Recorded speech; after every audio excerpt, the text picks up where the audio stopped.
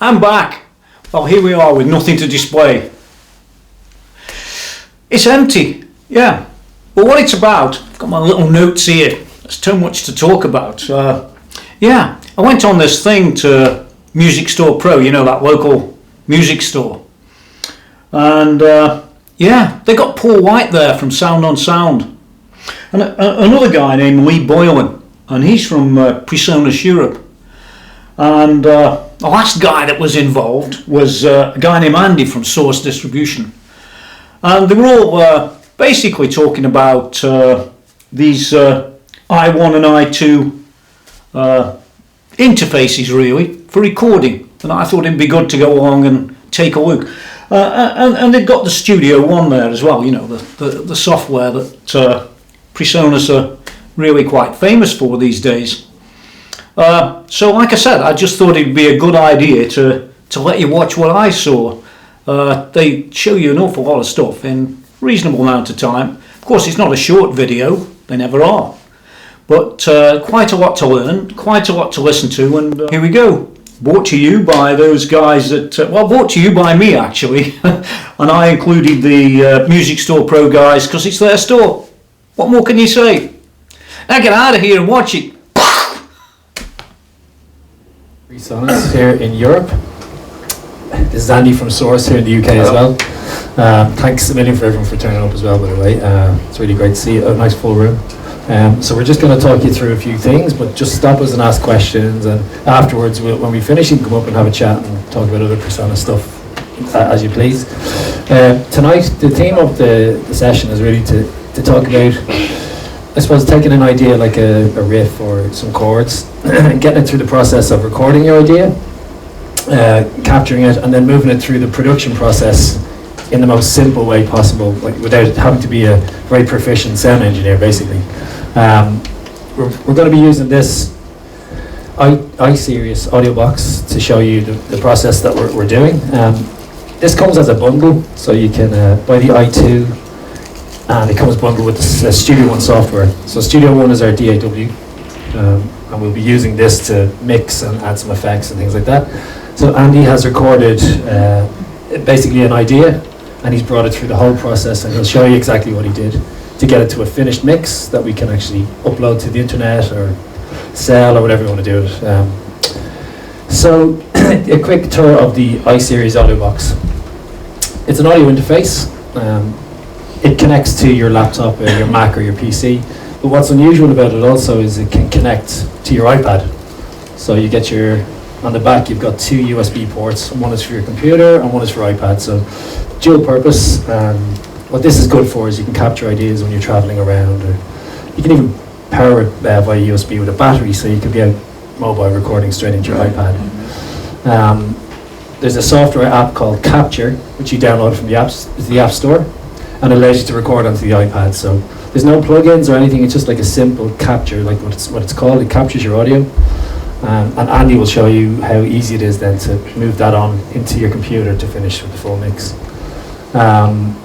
So with the i2, there's two versions of this, an i1 and an i2. With the i2 you get two mic line inputs. It's also got MIDI on the back. What's unique about it as well is that you've got this mix button which will mix your live input with the playback input from your computer. What that means is some audio interfaces might have latency because of the trip that it takes your audio to come to your computer and all the way back to the audio interface. But what happens with this is your audio input can go straight to the headphone output, and then you can blend the audio playback from your computer in with that, so there's zero latency. And Andy, you'll probably show that later. Yeah, absolutely. So I suppose if you want to show the guys how you started off with your original idea. Yeah, so I mean, like Lee says, the nice thing about the i2 and the i1 is that if you might have a setup with a computer in another room, or you've got your laptop set up elsewhere, what you can do with the i2 is capture and record ideas on your iPad. So this becomes a scratch pad and a basis for ideas. So if you've got an idea, a vocal idea, a guitar idea, whatever it may be, you can record it into this really, really quickly, really simply. You can even just use the onboard microphone on your iOS device. But obviously the benefit of going through an audio interface like this is you can use certain microphones, condensers, dynamic microphones, to kind of capture your performance. So with this interface, it's got Class A preamps, so you might be just capturing your idea, but it's at a professional level, and your original idea could actually make the final mix. Yeah, if you get a rough vocal idea all the way through as one complete take, then you could certainly put that into your production. Or kind of what I've done with it, I've recorded an acoustic guitar in the front room to the capture software, and as he said, it's very, very straightforward, very basic. There's not a lot of kind of heavy lifting that the iPad has to do. It's a very lean piece of software. The nice thing about it is you can label this, you can kind of timestamp it, so all your metadata, all your information's there. So if you've got a million ideas that you've put down, you can kind of find them again. The unique thing about this is that if you connect your computer to a wireless network, connect this iPad to the same network, you can then export into Studio One. So you've got it in your production environment that you can then flesh it out, add drums, bass elements, whatever it may be. And on the iPad there, it's kind of found my computer, and I just kind of select that, and then hopefully it'll pop up within Studio One. So instantly it just dumps it straight into my fresh new project, allows you to label it, and again, this is the starting point for your production. You can kind of then take that to the next level. So there's lots of apps that you can record into your iPad, but they're quite difficult to get the audio back out. You might have to email or do all these weird things. This way, just one click and you're straight away in the DAW ready to mix. Yeah. So we're using Studio One, which I'm not sure if you guys are familiar, have all used it, but it's similar to Cubase, similar to Pro Tools. The difference is it's a very different workflow. So the software is only maybe 6 or 7 years old, and because of that, we get the opportunity to write fresh code. So it doesn't use up tons of processing on your computer, but it's also ground up redesign of workflow. So the basic idea with Studio One is that you've got a single window interface. So everything you do on your song can happen between these 3 tabs on the bottom. So I've got my editor, I've got my mixer, and most importantly, I've got my browser window. So in this browser window, you'll see along the top are all my instruments, my effects, some loops, and basically all of the content that I'll need to work in my session. What's very unique about Studio One is everything is drag and drop. So for example, if I want to open a synth, select it, I just dragged it on there, it sets up the track, opens the synth, and you're ready to go. The same applies to effects, EQs and compression and things like that. I can just select an effect, just drag it onto the track, and now that's set up and ready to go straight away. So you'll see that you're working in one window, so it's not very confusing. And also every move you make, setting up an effect or an instrument, might take one move. Some other older ways of working is you have to open lists and you have to go looking for different things, which is maybe 3 or 4 moves.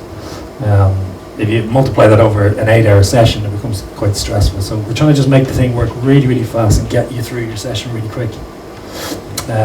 So do you want to maybe get into where you went from there? Yeah, so like Lee says with the drag and drop principle, I really like using Studio One for songwriting for that main reason, that you can just drag stuff in and be super quick. So if you've got an idea and you want to get something happening quickly, you want a reverb on a vocal, just drag it on. You're not thinking about the kind of plumbing side of it, the kind of the engineering side of it. You're not kind of thinking, right, okay, I want to drag an EQ onto there and I want maybe a reverb. Okay, I've got to set up an auxiliary send, put a reverb on top of that. And if you're working with someone, you don't have that moment of, I can just go and put the kettle on this for 2 minutes while I work out how to do this. It's literally drag and drop. I was speaking to the developers of Studio One a couple of weeks ago, and they said there's basically 3 main things when you start using this. One's a drag and drop thing. 2 is right click. Wherever you kind of right click within the DAW, it'll give you all the options that are associated with that. So if you're ever stuck, you can kind of get to that area really, really quickly. And kind of the third thing is being able to import shortcuts from other DAWs. So primarily I've used Pro Tools for the past kind of 15 years, and in various different forms. And the shortcuts in Pro Tools specifically allow you to navigate it in a really efficient way. one of the things where you're learning a new DAW is sometimes you feel like you're restricted. You kind of move around kind of one finger and you feel like you're kind of hamstrung by this new environment. But within Studio One you can go in, where are we here? Advanced, General. Yeah. Keyboard.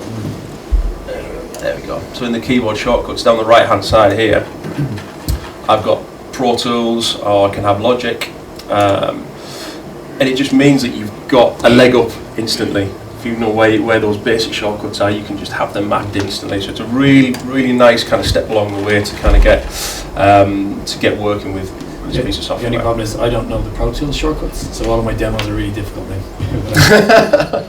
Novelty. So just looking at this track that I've put together. So started off with my acoustic idea, and what I'm going to do is I've put some drums in there and a couple of basic guitar parts. But if I take the acoustic, I suppose it's important to mention as well, when you record the idea into the iPad, Andy would have selected the right tempo that he was happy to work with. Yes. And when he drags it across, your tempo will be set up as well, so now you can know what tempo, speed, loops to bit, for example. Exactly, so I go in here and drag that acoustic part in and solo that up.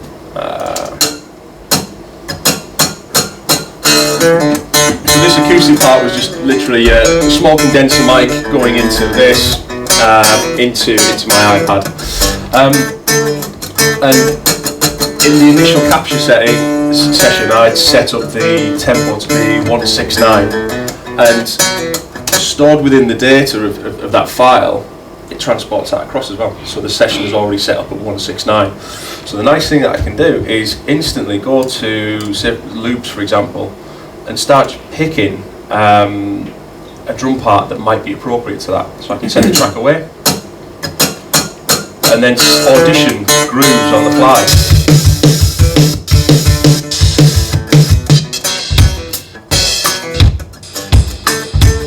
So instantly you've got all of these ideas start happening. You're not having to kind of think, oh well, I've got a folder somewhere on a hard drive where I might have some loops that are 169 or kind of 168 and I'm going to time stretch it. The algorithm within Studio One will do it automatically. And that can be any sample. It can be loops. It can be stuff from iTunes as well. That you can just kind of just time compression expand directly to that tempo track. So for writing within the browser window, you can build up your own sets of samples and different things that you can pull up again when you know what you have. So following on that, I've got the kind of the basis of this riff here. So what I then did was decided that no, it's not going to be acoustic, I want it to be more of a rocky thing. So I've got this riff idea here that I put in with an electric part. So I can listen to that.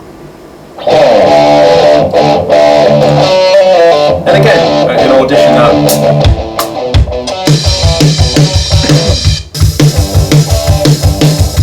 Right, so instantly I'm thinking, right, it's going to be a driven rock thing, big guitars, and it just steers you towards the direction of where this song might be. Okay, so I suppose basically now you've got your tracking done. Is what you're going to track some more overdubs? Yeah. So what I'd like to do with that, I've got that basic idea, but I want to flesh out this chorus part. So I'm thinking it's going to go into a chorus. So I've programmed these drums accordingly with kind of fills and that kind of thing. So a basic verse groove, chorus groove, fills either side, maybe a bit of a bridge, and then just put that all together on these kind of pink tracks here. So in terms of recording, I've got my guitar going into an amp, out of the amp into one of the preamps on here, and like Lee was saying, the latency thing can be an issue with some interface, and especially if you're using the computer to monitor, or the DAW to monitor from. So what we can do is, like Lee was saying, we can monitor directly from the front of this box. So if I get a sound up, and within Studio One I can choose different inputs. So this interface has 2 inputs. I'm going to choose input 1, where that jack's going into, hit record arm, and then we should see some level on that channel. Now if I was going to monitor from the software, you'll kind of sometimes experience latency. So there's that gap between me striking the strings and then hearing it back. So the signal flow of it is essentially going into the interface, into the computer, being processed by the computer, and being sent all the way back. So that round trip has a certain amount of time attached to it. So what we can do is get rid of that. We can turn off software monitoring and use this mix control here. So I can monitor 100% from the input, 100% from the computer, or a mix between the two. So that 50% blend will be 50% of the track coming back and then 50% of the guitar. And you can blend between the two to get a balance in your mix-up between the speakers. So in terms of tracking, my Pro Tools shortcut gives me 3 on the number pad is kind of record, so we can just drop into that and start recording.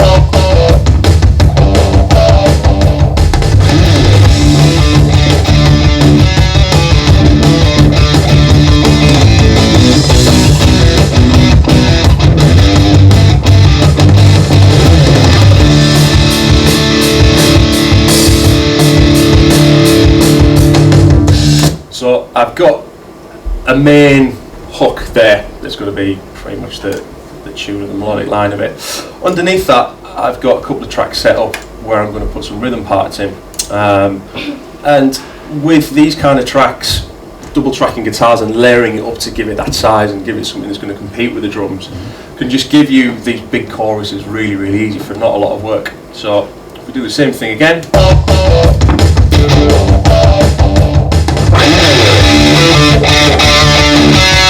I'll turn that down a bit.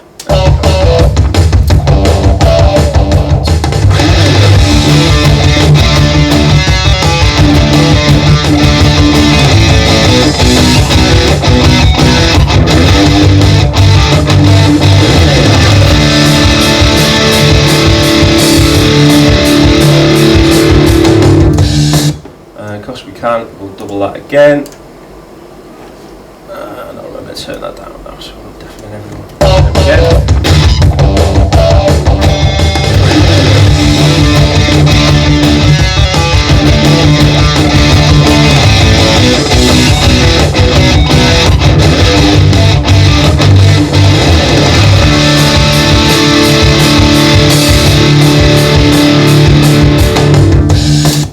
So what I can do is move into the mixer, and these 2 blue tracks here, my main guitars, and I'm just going to pan those left and right. So I've got one guitar in one speaker, another one in the other, and then this main guitar straight up the middle. So you should be able to hear that you've got an element of size and width to the part.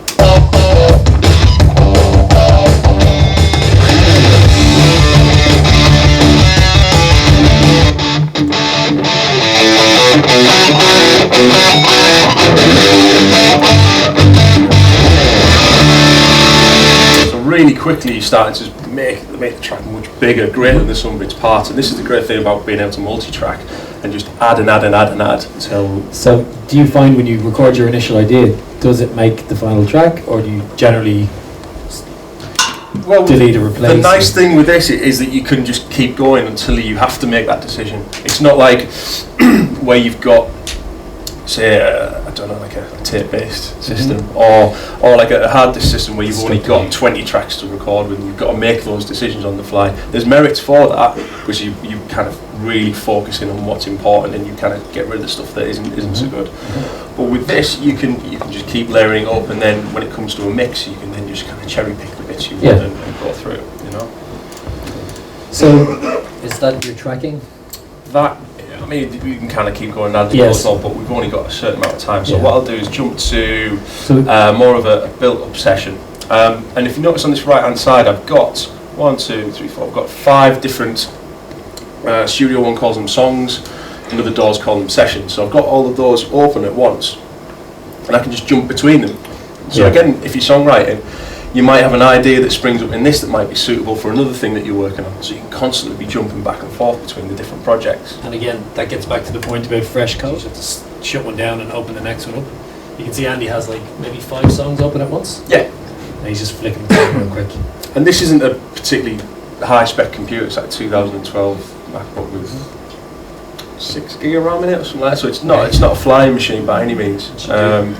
So In terms of mixing then, you're going to add EQ, compression and effects basically, is what you're Yeah, so if we look through this session now, I've got my drums there, bass, I've got some acoustic guitars, I've got a verse electric part, and then those kind of main big chorus bits. So if we have a look at the drums as they are, completely dry, no effects on them or anything like that. So have a quick listen. So instantly when I hear something like this, I want the drums to be larger than life. I'm not kind of going for it for a natural recording. I want them to be aggressive, competing with the guitars, and kind of almost the kick and snare drum just properly driving the track along. Yeah. So one way that I can do that is with EQ and compression. So if we're looking at this kick drum, for example, listening to the tone of it, I've got some kind of low, subby stuff going on, the kind of the meaty part, and then the click at the top. So with this kind of kick drum, I'm thinking I want to bring that click out, I want to bring that aggression. So I've got an EQ here.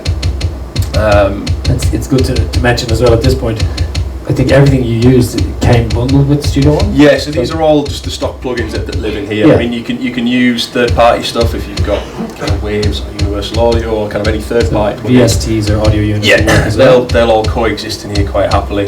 But to be honest, what comes bundled with Studio One in itself is perfectly enough to do a professional full mix. Yeah, absolutely. So with this EQ, I'm just kind of finding the kind of the low end of the kick where it's where the meat is, and just start to bring that out a little bit. But really, the kind of the way that I'm going to bring this forward is by using a compressor. Now, the traditional explanation of a compressor is that it limits the dynamic range. So you kind of your loudest parts get quieter, and your kind of quiet parts get brought up to a certain level. So you've got this kind of consistent window. What you can also do with it is change the length of sounds. You can change the tone of sounds by using the attack and release characteristics. So what I'm going to do here is just kick this in, and it's got a bit brighter, it's got a bit more present, and if I just roll off this attack and bring it slightly further in, it'll kind of allow the compressor to grab the transient quicker, or just let that initial click through a little bit more. Yeah. So I've set this quite slow to kind of keep the click present. I think it's a good tip as well, because the compressor changes the tone of your sound. To put your EQ after your compressor. If you over-compress, it can get a bit muddy, and then you can EQ afterwards. So I've got another EQ here. I'm just rolling a little bit off of the sub stuff that I know I'm not really going to need, and then there's a bit of a notch there because I can hear that kind of woolly sound. And it's just kind of what you can do is just find something that's annoying you. If you think there's something that's a bit woolly, you just kind of make a nice sharp point there, and then just sweep through, and just find the point where it's annoying you, and then just get rid of it. So in terms of having, people talk about having golden ears and being able to kind of tell a frequency straight away.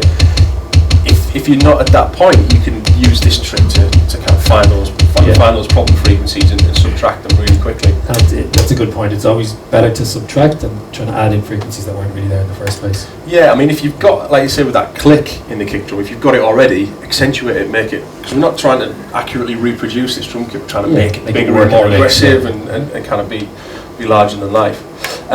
So with the snare drum, similar kind of thing. I want to kind of find the weight in the snare drum, and I might want to find where the stick hits,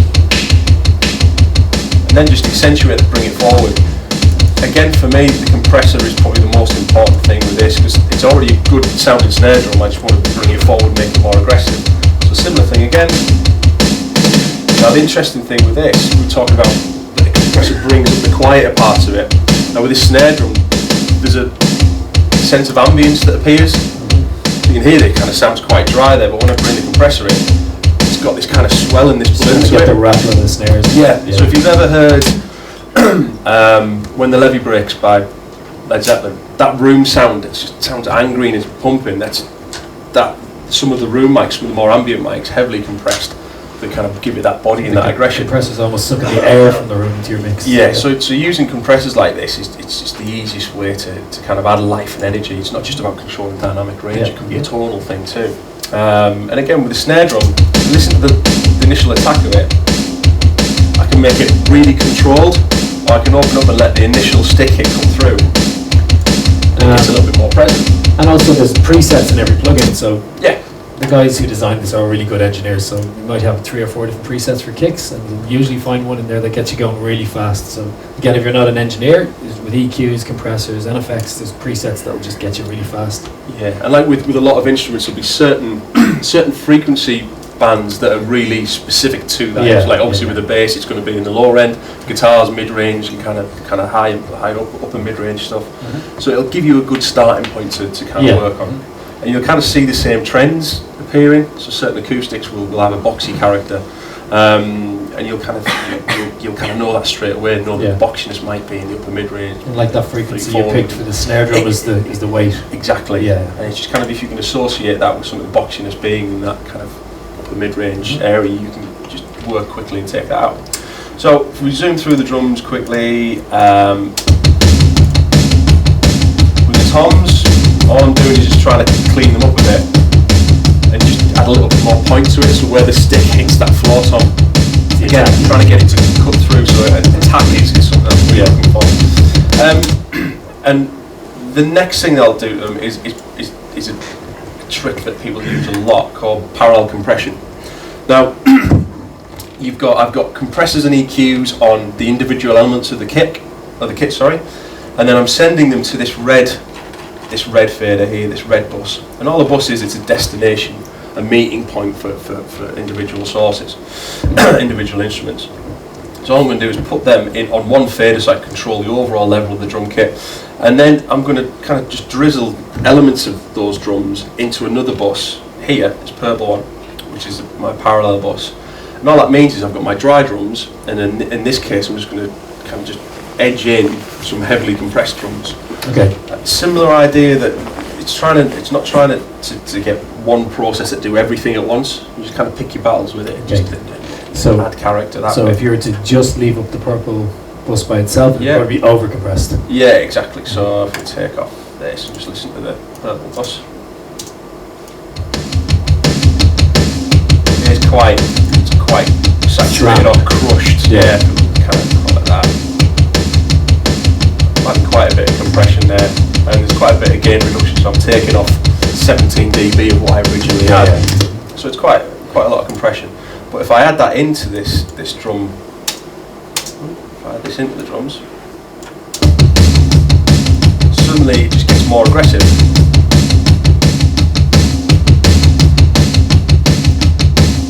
Take it out, it's a little bit more polite, and just sits back. It's a really easy way to kind of take a normal drum sound or drum samples and just give them a sense of size, you know. Again, suck up the ambience. Into Exactly, yeah, which make them a bit more aggressive. On the bass was just a DI'd Fender into the front of this. It sounds very much like a DI.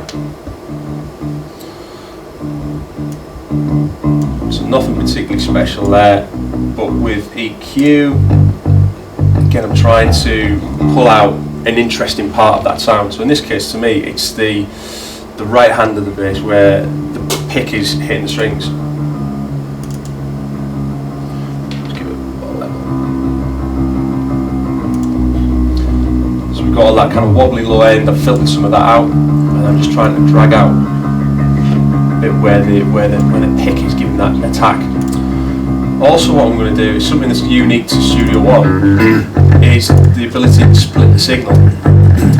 So I've got this called a splitter here. What that's going to do is take a portion of the bass and allow me to process different elements of it. So the low end is going to an EQ and a compressor. So I've got that kind of thump under control, so it's a lot more present. And then I've got an amp simulator on the high end. So where those strings are, I'm going to distort the high end a bit. So you're able to add effects to different frequency bands of Exactly. one signal on one track. Yeah. Okay. Yeah, exactly. So it's being able to. Sometimes people that are playing live might use 3 different bass amps to create a full sound.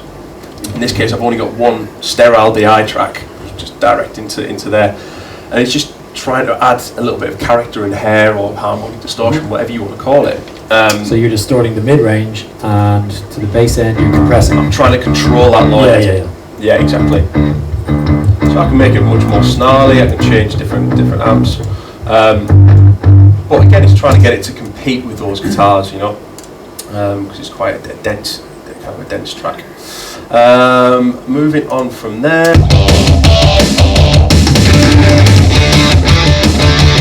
Now everything's just a little bit brighter and a bit more aggressive. We've got a verse part here. Where are we? If you notice on the top I've labelled all these different sections. What that allows me to do is to be able to kind of navigate the session really quickly. So again, if you're songwriting, it just means you can jump about. Again, it's all down to this software being relatively new, and it hasn't got loads of updates. Kind of, it's not some pieces of software are kind of built on sand essentially, so it constantly feels that it's a little bit unstable. But with this, the transport is super snappy. So navigate it quickly. Andy's using that for navigation, but this isn't just markers you drop in. So you'll see he has it marked out as riff and verse and bridge and chorus. He can take a whole section and maybe duplicate the chorus, or he can move it to a different part of the song, and it will move every element, the effects, the MIDI audio, will switch it around without having to use the scissors tool. So I don't know, we'll maybe try to duplicate the chorus there. Yeah, so if, for example, the way that you would normally have to do this is to kind of set a marker. If you can see that line there, so if you kind of put your timeline right where the start of the verse would be, get your scissors out, select everything, and then kind of with a shaky hands trying to make a cut on each side, and then select all of your files and then drag them across and hope you haven't left anything behind. And also remember what stage you undo you're at. So what this allows you to do with these arranged tracks is just hit Alt and just drag it over elsewhere. So if I want a double verse and I want to hear what a double verse sounds like, I can do that really, really quickly. And it works for the bridge. I can do kind of a double bridge, double chorus thing, copy it over, super, super quick. So again, if you're working with someone, you don't feel that if they suggest something, you think creatively, yes, I'd love to try it, but technically this all might go really wrong, and I don't want to risk that. But for radio edits or remixes and things, it's really snappy to get through. Another thing for, so Lee says, for radio mixes, if you had to do, generally the guitar solo has to go, or something like that, the song's too long. You've got a separate version of this arrange window available to the right hand side. So what I can do is just copy full section of the song over and experiment in here, not to the detriment of what's going on the left hand side, so I can make as many mistakes on this right hand side and not affect. So it's like an extra page on top that you can experiment with, and it doesn't mess up your original files. Yeah, exactly, and all your EQs and everything follow. It's just a really nice way to be able to experiment, and if it works out, sounds great, then you can drag that over to the left hand side. It works really, really well. What you used to have to do was kind of copy stuff and then drag it to the far end of your timeline, and you'd have all of this stuff down there. It gets a bit messy, a bit scary.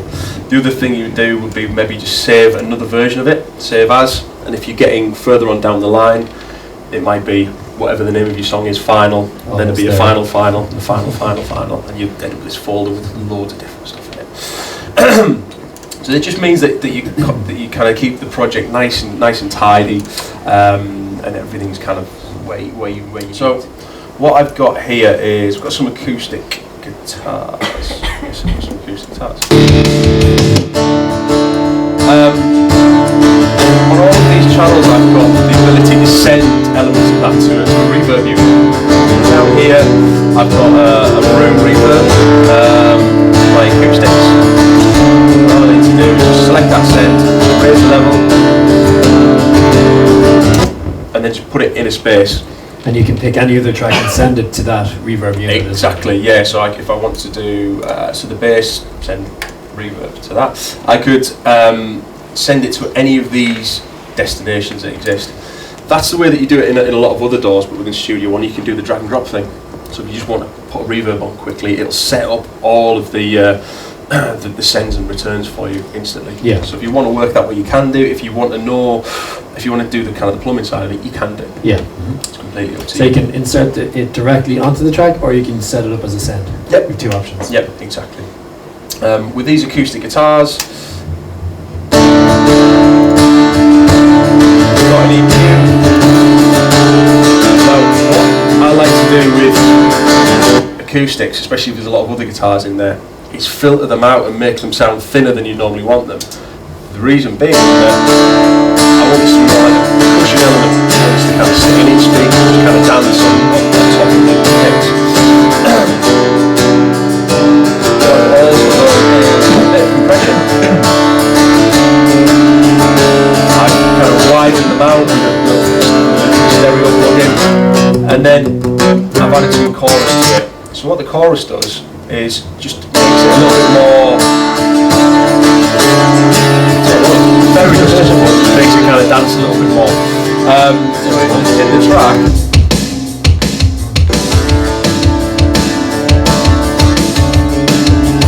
out of the way of the drums, keeps out of the way of the bass, and if I put the verse guitar in there, you should get this. So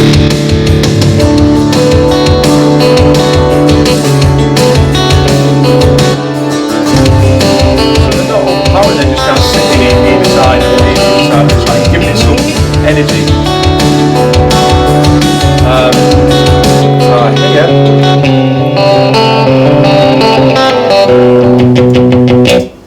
Start off dry and then just added a big reverb on it to again make it more ethereal and a little bit more interesting.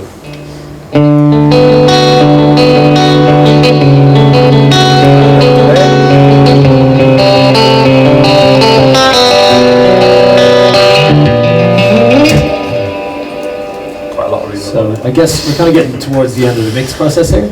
Yeah. So is there any questions actually at this point?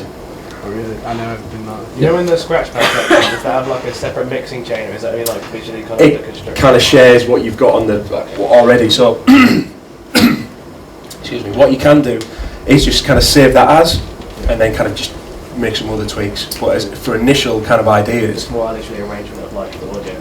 yeah. Excuse me.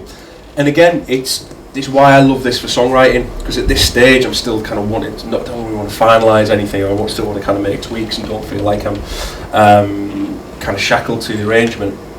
And what you can do is, say if you prefer to mix it in another DAW, you just dump it all across to the one. So like I might mix this in Pro Tools, I might kind of do some Logic.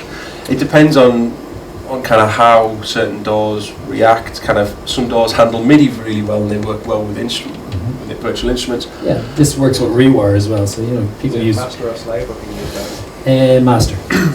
So if you want to use it with Ableton, for example, you can kind of all your clip-based stuff, your performance stuff running in tandem with this. So again, it's super flexible. So if I move on to kind of the final mix version, essentially what I've got is there's a couple of other parts in there. There's some EBOs I've put in. All the EBOs, it's a device that vibrates the string on the guitar, and if you add reverb and delay to that, it becomes more like a synth. So the EBO part is down here. Again, because I'm a guitarist, I don't play many other instruments well, so trying to find different ways to make the guitar not sound like a guitar is really useful. So like this can take you a long way without having to learn new instruments. Yeah. So if we have a listen to the whole thing from the top, boom.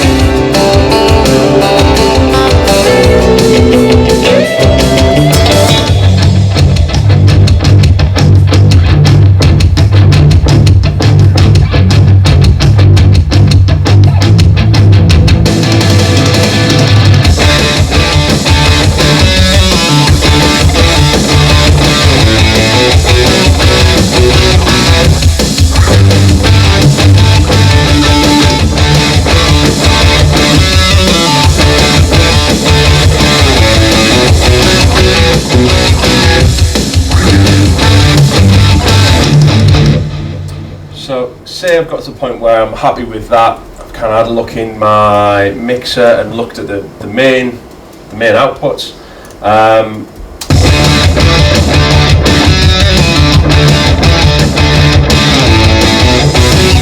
Quite happy that I've got some headroom there. I'm not distorting anything. I've still got some space to go. When people talk about headroom, it's if we're talking about digital, you can't really clip anything. It's not like kind of clipping a guitar on. It's not a pleasant distortion. It's kind of it's a really granular, destructive sound. Yeah. So what I've made sure that I've got plenty of headroom, plenty of space before I get to zero, start to clip. So the next stage on from that would be maybe getting the track up to a level that would compete on Spotify or compete in iTunes. So there's 3 versions of Studio One. There's a free version, which has unlimited recording. There's artist version, which you guys are all going to get a copy of tonight if you give Steve your email address on the way out. So you'll get that. And then the pro version comes with, you'll see in the top right hand side, a project page. So this is your mastering suite. I was talking to one of the guys earlier about the hassle of bouncing your mix down to a stereo file, opening Wavelab or wherever else you need to go. With this, you're staying within the one window, and we're going to update our entire mix straight into the mastering suite without leaving the software is the point. So if I go to this song tab here and go add to project, I can just send that over to a new mastering project here. And I've got all of those individual elements bounced down to a 2-track mix. And you can keep adding tracks.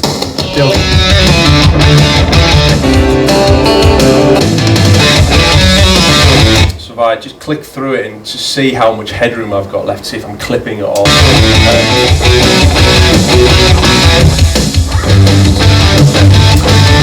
So I've still got a bit of a ways to go. So what I can do is choose to kind of globally change the character of the mix, so I can add some EQ into there, a bit of compression, and again, loads of presets that you can start with.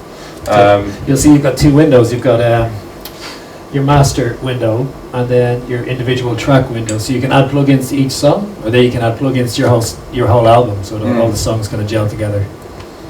So with this, it's adding a little bit of low end. We don't need much more lows. A little kind of a nice gentle shelf to kind of bring some kind of sparkle into it. And again, your waves, plugins and stuff will work here as well. They'll all exist in there. We've got some compression happening to give it a little bit more kick. If I have a quick listen to that, just bypass it.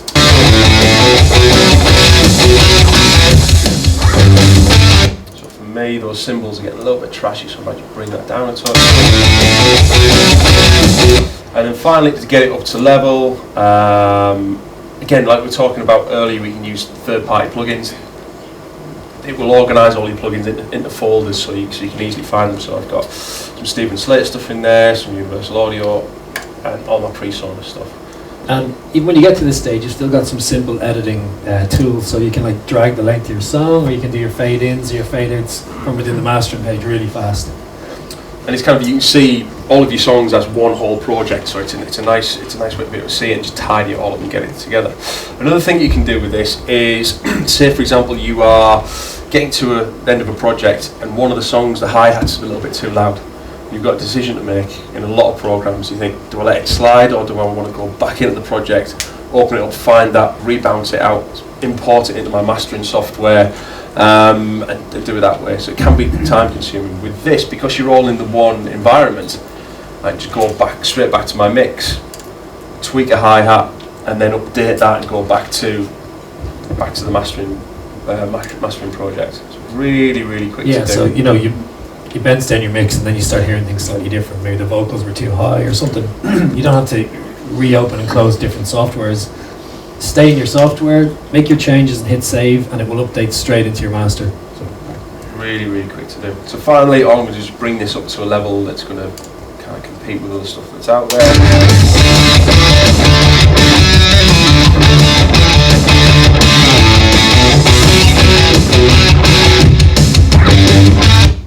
And then you can just check before and after, make sure you haven't destroyed it.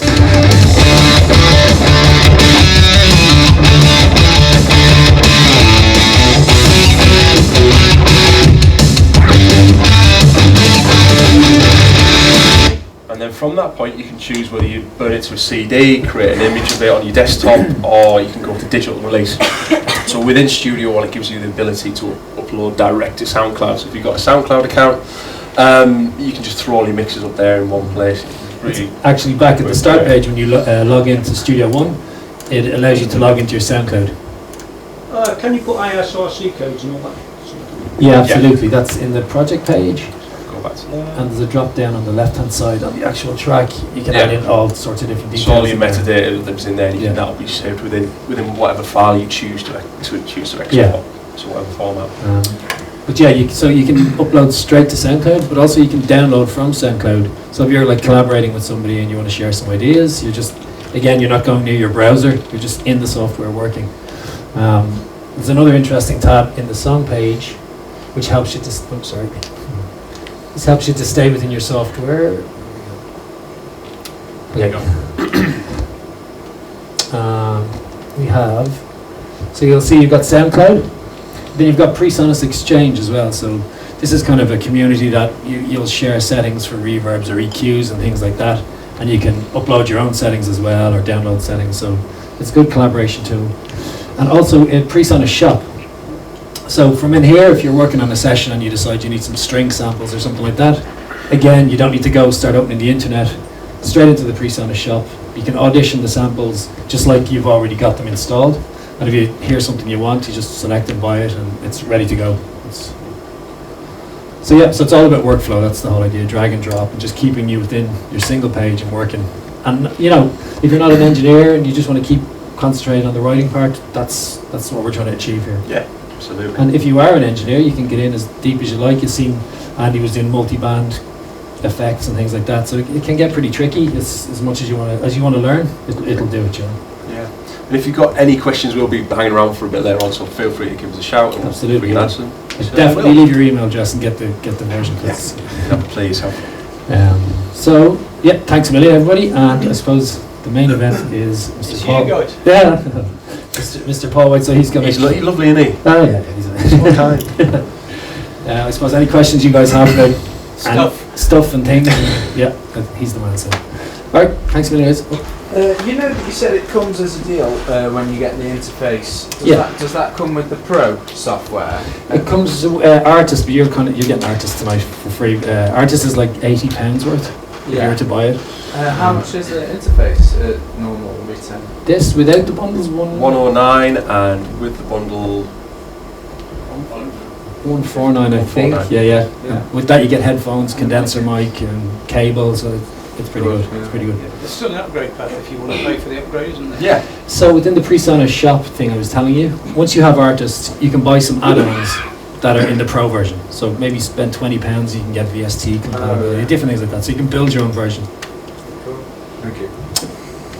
And as well, it does lots of other stuff that we haven't shown you. So it does time stretching, it does comp recording.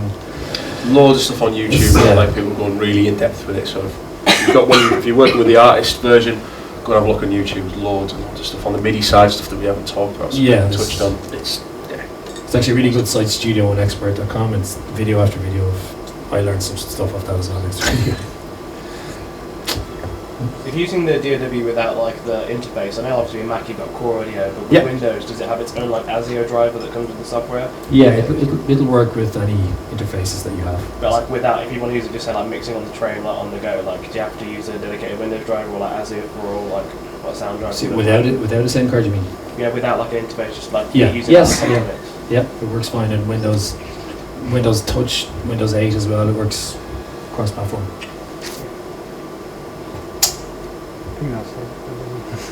You good? I'm fine. I'm not going to answer anything. Presonus, he seems real. Tell me all about what you've been doing today. Okay, so we did an in-store today, basically with myself. I work for Presonus in Europe, and Andy from Source in the UK. Right. So Andy's like a really good guitarist. Right. And what we wanted to show is, a musician or a guitarist, they might not be too into sound engineering. Right. So they want to get their idea down, but they don't want the hassle and the fuss of using all these tools that they don't really understand. So we call this riff to release. So the idea is using our i2 audio interface. Right. You can get your idea down really easy into your iPad or into your computer. You can connect this interface into both. What Andy did was record his idea into his iPad. You can connect your iPad to the wireless network that your computer is on and transfer your simple ideas into Studio One. So Studio One is our software that allows you to professionally mix, EQ, compress and do all these things.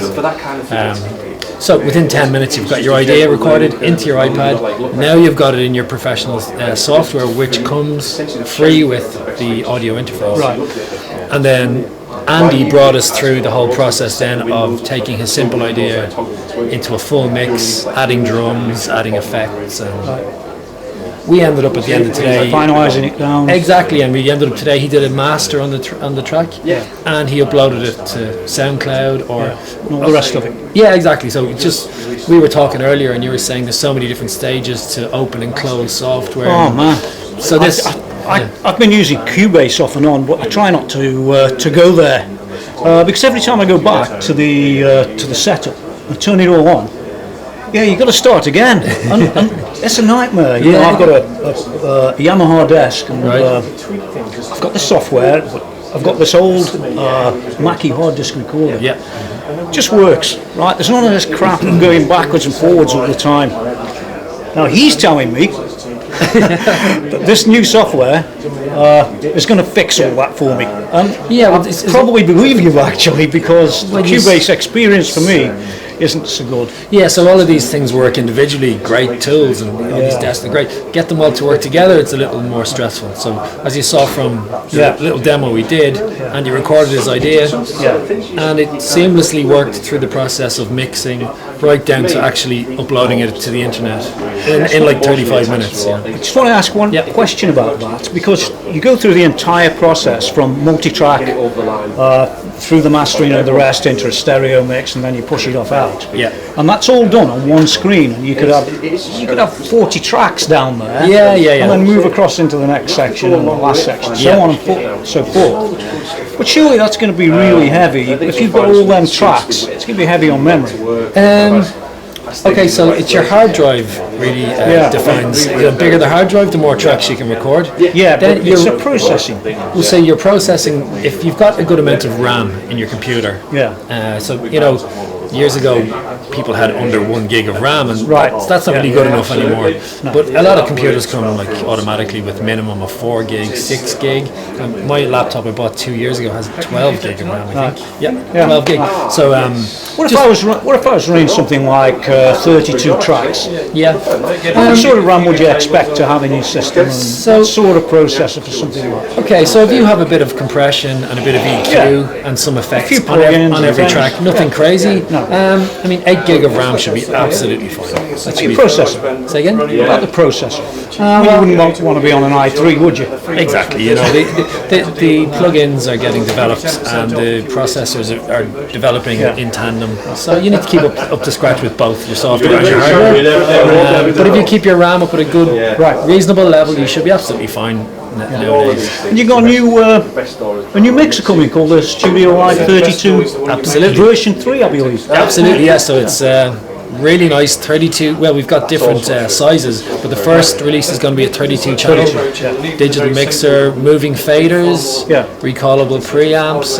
It's got some really nice EQs and compressors, and even some vintage modeling EQ compressors. So you know, the famous 1176s and Neve kind of style EQs. It's all built in there, so the audio quality is really good. Also, you can record out of it, so you can use it as your audio interface with AVB or USB, SD cards. You can also stream Bluetooth to it, so it's really nice. But also, it's got a DAW button, so it will actually change the whole mixer into your DAW controller for your studio. So it's perfect for live. One of the questions was, I saw a video of it on the internet. But they seem to have loads of screens that you can hook into the thing. So what's that about? Okay, so there's 3 stands at the back of the mixer, which allow you to bolt on another 3 iPads. They're iPads. They're iPads, yeah. So with the iPad, you can control different sections of the mixer at once. So maybe you could have your faders running front of house. Yeah. One of your iPads could be running your monitors.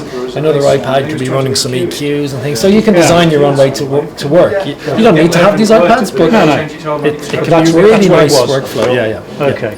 Nothing too tricky. I was just looking for something cheaper than iPads, really. But there's nothing too tricky. The mixer set itself is a really good price, and if you're to add 2 or 3 iPads, you can design your own workflow. That's really nice. Okay, well, I'm looking forward to it. So where's everybody going to go to find out more about that stuff? And this? So go to Presonus.com, and we have everything on there. We've tech specs, lots of pictures of the back panels, and just all of the details. There's also lots of videos, instructional videos for all of our equipment to talk you through the whole thing, so it's plenty. And they can always go to the local dealer a bit later on to buy it. Absolutely. That's why I'm here. Okay. Till next time. All right, thanks. Thanks, Rob. Cheers, man. Perfect.